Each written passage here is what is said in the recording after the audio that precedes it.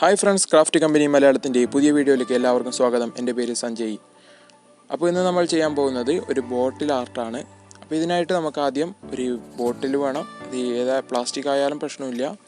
പിന്നെ കുറച്ച് പേപ്പർ കഷ്ണങ്ങൾ വേണം. ടിഷ്യൂ പേപ്പർ ആണെങ്കിൽ കുറച്ചും കൂടി നല്ലത്. അടുത്തതായിട്ട് ഒട്ടിക്കാനായിട്ട് ഞാൻ മൈദ എടുക്കുന്നു. ഫെവിക്കോൾ ഉണ്ടെങ്കിൽ അത് മതിയാവും. ഞാനിപ്പോൾ ഇവിടെ രണ്ട് മിക്സ് ചെയ്തിട്ടാണ് ഉപയോഗിക്കുന്നത്. മൈദ ഇല്ലെങ്കിൽ ഇപ്പോൾ ഫെവിക്കോൾ മാത്രമാണ് ഉള്ളതെങ്കിൽ ഫെവിക്കോൾ ഉപയോഗിക്കാം. അല്ല മൈദ ഉപയോഗിച്ച് മാത്രം ചെയ്യുന്നുണ്ടെങ്കിൽ അങ്ങനെയും ചെയ്യാവുന്നതാണ്. അപ്പോൾ ഞാനിവിടെ രണ്ടും കൂടി മിക്സ് ചെയ്യുകയാണ് ചെയ്യുന്നത്. ഒരു സ്പൂണ് മൈദ എടുക്കുന്നു, ഏകദേശം ഒരു സ്പൂണ് ഫെവിക്കോളും എടുക്കുന്നു.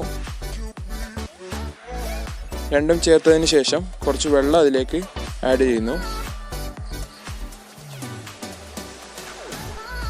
അതിനുശേഷം നമുക്കിതൊന്ന് മിക്സ് ചെയ്തെടുക്കാം. നന്നായി മിക്സ് ചെയ്യാം. ഇപ്പോൾ രണ്ടും മിക്സ് ആയിട്ടുണ്ട്. അതിനുശേഷം ഇതുപോലെ ഒരു പെയിൻറ്റിങ് ബ്രഷ് ഉപയോഗിച്ച് കുപ്പിയുടെ മുകൾ ഭാഗത്തൊക്കെ ഈ പശ തേച്ച് പിടിപ്പിക്കാം. എല്ലാ ഭാഗത്തും തേച്ച് പിടിപ്പിക്കാം.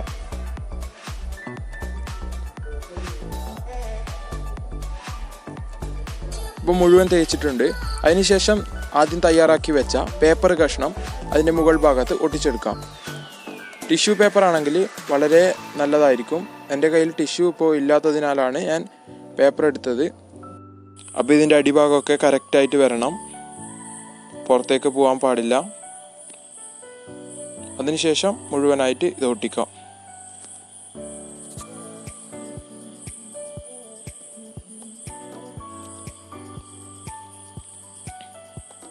ഇപ്പോൾ ഒരു ലെയറാണ് ആയിട്ടുള്ളത്. അതിനുശേഷം വീണ്ടും ഇപ്പോൾ ഒട്ടിച്ച പേപ്പറിൻ്റെ മുകൾ ഭാഗത്ത് പശ തേച്ചതിന് ശേഷം വീണ്ടും ഒന്നോ രണ്ടോ ലെയർ നമുക്ക് അതിൻ്റെ മുകൾ ഭാഗത്ത് ഒട്ടിക്കാം.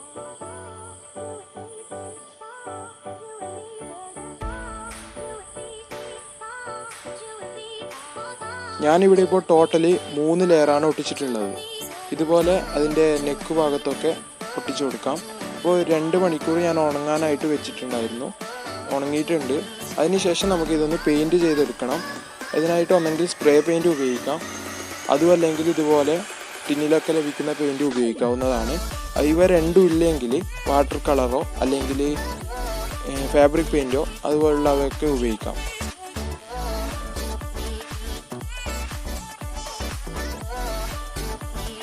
അപ്പോൾ മുഴുവനായിട്ട് ഞാൻ പെയിൻറ്റ് ചെയ്തു. ഒരു 5-6 മണിക്കൂർ ഇത് ഉണങ്ങാനായിട്ട് വേണം. വെയിലൊക്കെ ഉണ്ടെങ്കിൽ വേഗത്തിൽ ഉണങ്ങും. അപ്പോൾ അതൊന്ന് ഉണക്കിയെടുക്കാം. അത് ഉണങ്ങട്ടെ. അപ്പോൾ അതിനിടയ്ക്ക് നമുക്ക് വേറൊന്ന് ചെയ്യാനുണ്ട്. അതായത് നമ്മുടെ ചിരട്ട എടുക്കാം. ചിരട്ടയുടെ മുകൾ ഭാഗമൊക്കെ ഒന്ന് വൃത്തിയാക്കി എടുക്കണം. ഞാനിപ്പോൾ ഒരു 4 ചിരട്ടയാണ് എടുത്തിട്ടുള്ളത്. ഇതിനായിട്ട് ഒന്നെങ്കിൽ സാൻഡ് പേപ്പർ ഉപയോഗിക്കാം. സാൻഡ് പേപ്പർ ഇല്ലെങ്കിൽ അടുക്കളയിലൊക്കെ പച്ചക്കറി അരിയുന്ന ഇതുപോലത്തെ ചെറിയ കത്തികൾ ഉപയോഗിക്കാം. അതും ഇല്ലെങ്കിൽ വല്ല കല്ലിലോ മറ്റോ വരച്ചാലും മതിയാവും. അപ്പോൾ 4 ചിരട്ടയും ഞാൻ അതിൻ്റെ മുകൾ ഭാഗമൊക്കെ ഒന്ന് വൃത്തിയാക്കി എടുത്തിട്ടുണ്ട്. അടുത്തതായിട്ട് വേണ്ടത് ഇതുപോലെ ഒരു പഴയ തുണിയാണ്. ഇത് നിർബന്ധമില്ല.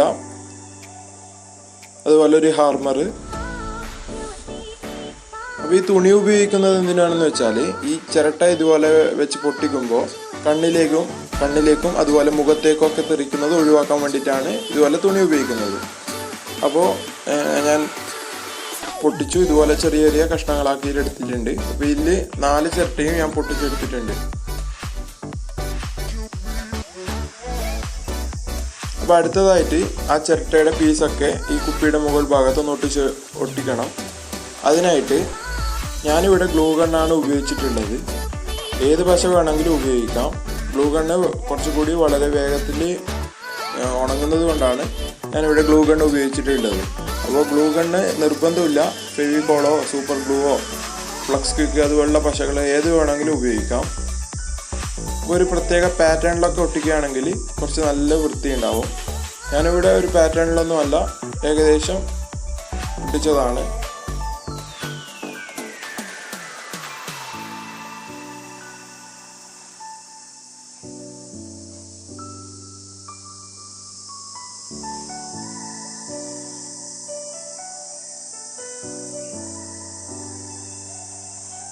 ഇതുപോലെ നല്ല രീതിയിൽ ഒട്ടിച്ചെടുക്കാം.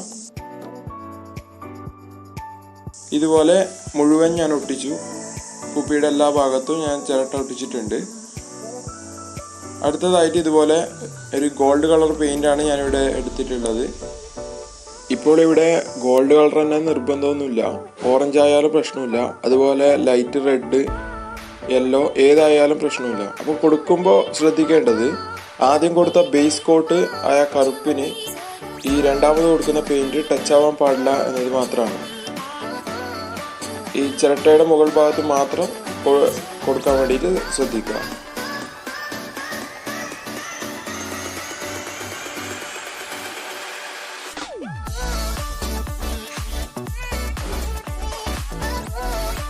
അപ്പോൾ പൂർണ്ണമായിട്ട് ഞാൻ എല്ലാ ചിരട്ടയുടെ മുകൾ ഭാഗത്തും ഈ ഗോൾഡ് കളർ കൊടുത്തിട്ടുണ്ട്. അപ്പോൾ അടുത്തതായിട്ട് കുറച്ച് വാർണിഷ് എടുക്കാം. വാർണിഷ് കൊടുക്കുമ്പോൾ ആ ചിരട്ടയ്ക്ക് കുറച്ചുകൂടി തിളക്കം കിട്ടും, അതിന് വേണ്ടിയിട്ടാണ് വാർണിഷ് കൊടുക്കുന്നത്. വാർണിഷ് കൊടുക്കുമ്പോൾ ചിരട്ടയ്ക്ക് മാത്രമല്ല ആദ്യം അടിച്ച ബേസ് കോട്ടിന് കൂടി കൊടുക്കാൻ ശ്രദ്ധിക്കുക.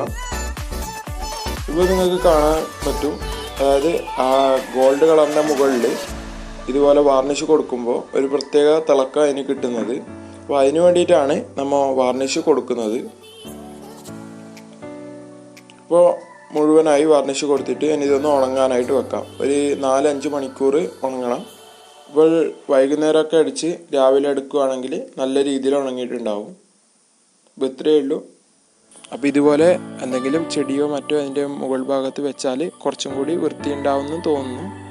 അപ്പോൾ ഈ വീഡിയോ ഇഷ്ടമായാൽ ഈ ചാനൽ സബ്സ്ക്രൈബ് ചെയ്യുക, അതുപോലെ തന്നെ ലൈക്ക് ചെയ്യുക. ഇതുപോലുള്ള വീഡിയോകളുമായി ഇനിയും വരുന്നതായിരിക്കും. അപ്പോൾ ഗുഡ് ബൈ.